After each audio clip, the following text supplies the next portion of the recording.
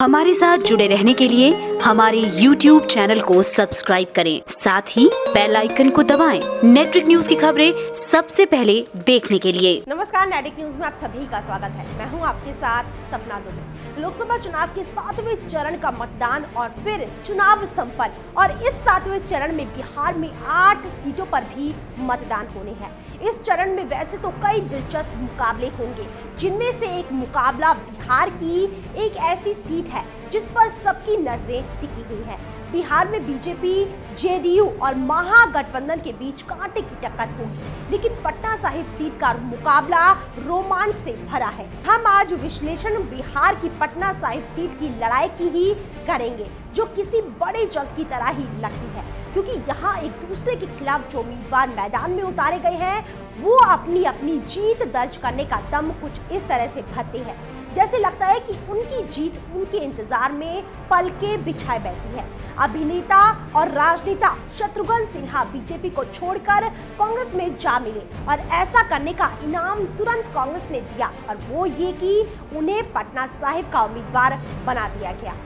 महागठबंधन में seat sharing को लेकर सहमति बन गई है और पटना साहिब सीट कांग्रेस के खातों में आ गई। अब जब सीट कांग्रेस को मिली और कांग्रेस में शामिल हुए शत्रुघ्न सिन्हा, तो देरी किस बात की होती। कांग्रेस ने झट से उन्हें अपना प्रत्याशी घोषित कर दिया। शत्रुघ्न सिन्हा के पास उनके स्टारडम का जादू है, जिसके समान खड़े किए गए बीजेपी की तरफ से रविशंकर प्रसाद, जिनके साथ है उनकी पार्टी और पीएम मोदी के ब्रांड इमेज का प्रभाव। आइए इस लड़ाई को थोड़ा करीब से जानते हैं और ये आंकने की कोशिश करते हैं कि आखिर किस उम्मीदवार के सामने कैसी चुनौती है।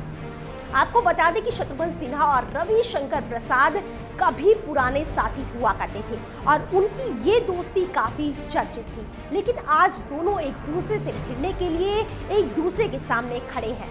पटना की सियासी रणभूमि में रविशंकर प्रसाद के सामने अपने ही पुराने साथी को मात देने की चुनौती है।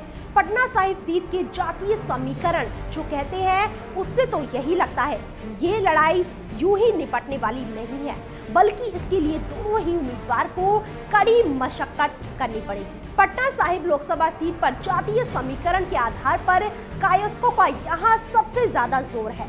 यहाँ कायस्थों के बाद यादव और राजपूत वोटर ज्यादा हैं, जो जीत के समीकरण को बदल कर रख देने का मादा रखते हैं। पिछले 2 लोकसभा चुनावों पर गौर करें तो पटना साहिब सीट पर कांग्रेस के उम्मीदवार दूसरे नंबर पर रहे, लेकिन इस बार का मुकाबला पहले वाले के तो उलट है। दिलचस्पी की बात तो ये है कि इस सीट पर कायस्थ मतदाता बीजेपी को ज्यादा सराहते दिखे हैं, लेकिन एक बात ये भी नहीं भूल सकते हैं कि बीजेपी की तरफ इन कायस्थों का झुकाव शत्रुघ्न सिन्हा की वजह से हो, जो अब बीजेपी में नहीं बल्कि कांग्रेस में है। तो ऐसी स्थिति में मुकाबले ने दूसरा ही मोड़ ले लिया है। वहीं रविशंकर प्रसाद की तरफ एक रुख करें तो पहली बार चुनावी मैदान में उतरने के साथ उनकी चुनौती ये होगी कि कायस्थ मतों के साधने के साथ साथ बीजेपी के परंपरागत वोटों को जुटाना होगा।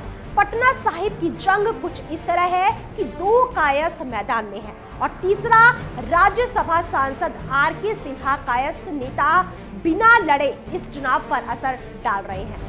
अपनी संपत्ति 800 करोड़ बताने वाले आर.के. सिन्हा अपने बेटे के लिए इस सीट से ही टिकट चाहते थे। यही कारण है कि जब लोकसभा का टिकट लेकर रविशंकर प्रसाद से आर.के. सिन्हा को लेकर समर्थक विरोधी दिख रहे हैं।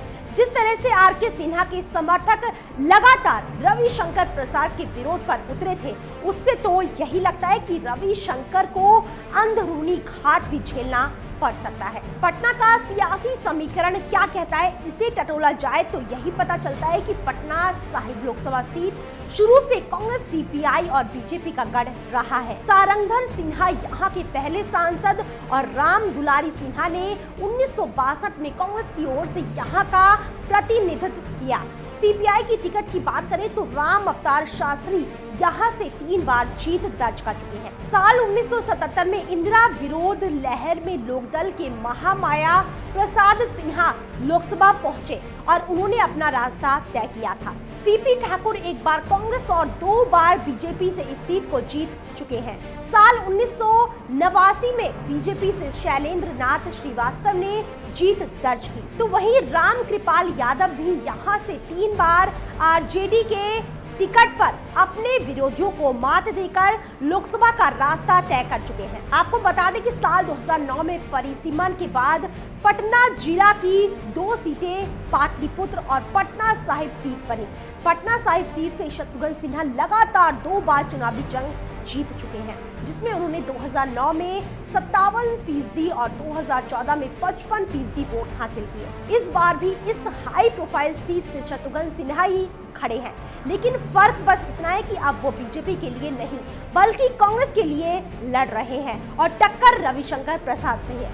जहां तक रविशंकर प्रसाद के जीवन और राजनीतिक जीवन पर गौर करें तो वो जीवन भर राज्यसभा में रहे। पिछला चुनाव उन्होंने 45 साल पहले लड़ा था और वो भी पटना विश्वविद्यालय के छात्र संघ का, जब लालू यादव अध्यक्ष थे।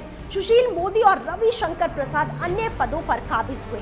तब से रविशंकर प्रसाद ने कोई चुनाव नहीं लड़ा, यहाँ तक कि स्थानीय निकाय का चुनाव का भी उन्हें अनुभव नहीं है। तो वहीं शत्रुघ्न सिन्हा को मुस्लिम, यादव और कांग्रेस वोटों पर भरोसा है और तो और उनके पास स्टार पावर भी है जो रविशंकर प्रसाद को चुनौती दे सकती है। रविशंकर प्रसाद वैसे तो प्रधानमंत्री मोदी के साथ साथ पार्टी संगठन के भरोसे पर आगे बढ़ रहे हैं, लेकिन फिर भी दोनों उम्मीदवारों के लिए इस सीट पर जीत और हार के कई तर्क हैं जो इस बात के पुख्ता आसार नहीं लगा सकते हैं कि कौन बाजी मारेगा।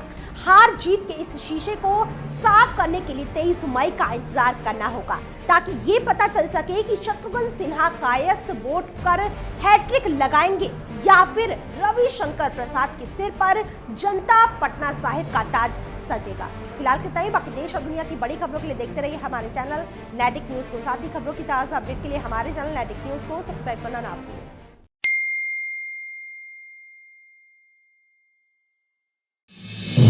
आप देख रहे हैं नेट्रिक न्यूज, साहस सच कहने का।